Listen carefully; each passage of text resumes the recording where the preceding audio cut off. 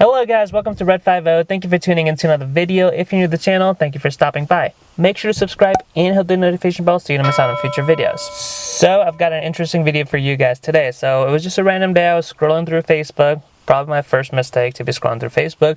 But then I come across these Mustang pages that I follow just to get some information in and, share the knowledge. So as I'm scrolling through, and I just noticed a lot of screenshots from a company called Vroom. And a lot of people are posting their Mustangs with the price offer that Vroom is offering them. And I was like, last time that happened was last year with Carvana. I saw the same situation. All these Mustang Facebook pages were filled with screenshots from Carvana. People were saying, oh, they're offering a lot more money. And then, if you guys recall from my videos last year, I did try them out to see what they would offer for my car.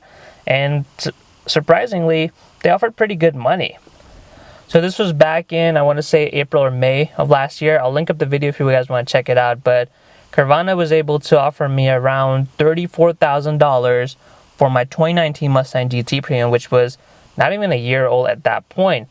And at that point, I thought it was a pretty good offer, to be honest with you, because normally when you buy a new car, first couple of years when you get hit by the depreciation the most.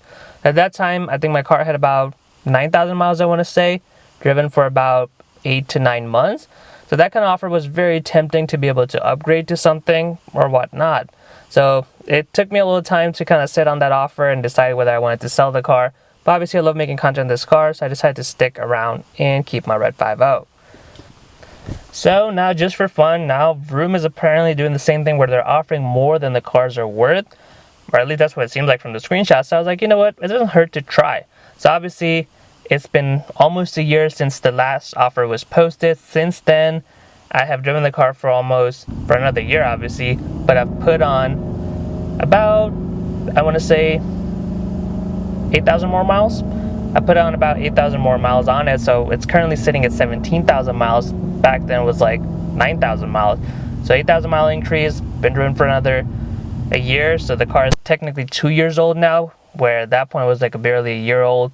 And it had only 9,000 miles, and I was offered $34,000. Let's see what Vroom can get me with all the factors considered, with the more miles and the car being a lot older than what it was last year. So I decided to go on Vroom.com and just to see what I'm gonna get. I start plugging in my information for the car VIN number. They're pretty quick. You just kind of check the boxes to see what options you have, what packages you have for your car. Pretty simple process. And check this out. Once it was all said and done, they gave me a price of $37,900.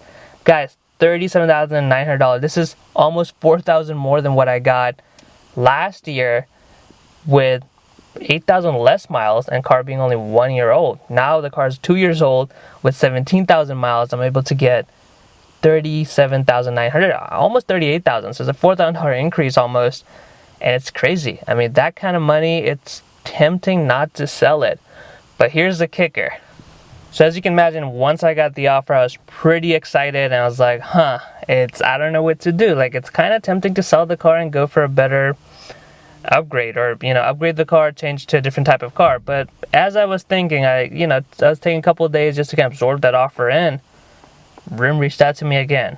This time with a $500 increase on the original offer, which means now they're willing to pay me $38,400, which is nuts. If I actually sold this car right now, I would actually make money on the car currently. Who would have thought you can buy a brand new car, use it for a couple of years, and still make money on that? Normally when you buy a brand new car, use it for a couple of years, that's when you get hit with the depreciation the most, and you lose a lot of money. So buying a new car is never really the best financial decision to begin with. But if you're going to buy a new car and sell it in 2, 3, 4 years, you're going to get hit with the depreciation the most, and you're going to lose a lot of money. So buying a new car just makes sense if you're going to keep it for a very long time, which was kind of the intention with this car. I want to keep it for a very long time, build it as I want to, not have to worry about, previous owner putting miles on and all that stuff. Anyways, let's get back to the point. Now, as you saw from this offer, as you can imagine, it's very tempting to sell the car, but obviously I love this car. I started thinking about my options. If I was to sell this car, I'd probably get a C7 Corvette or a Shelby GT350.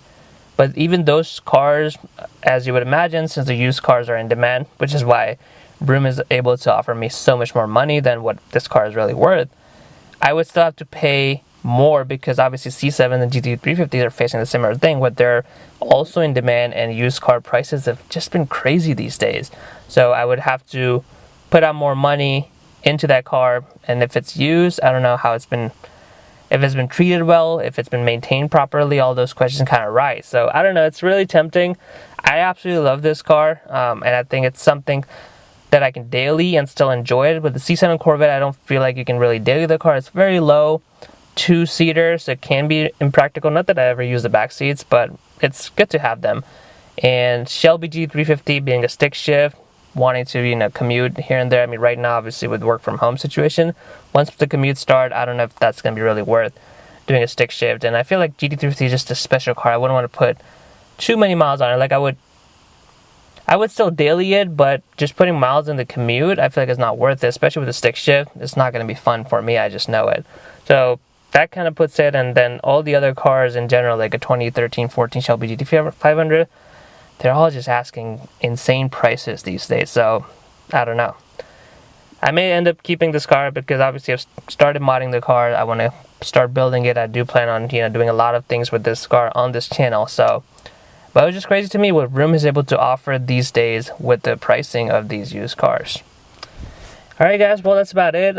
Make sure you like this video and comment below on your thoughts. What do you think about the offer? Is it too unreasonable? Should I consider selling it? And if I do, what should I get for the channel? Make sure to always subscribe to Red 50 for more videos.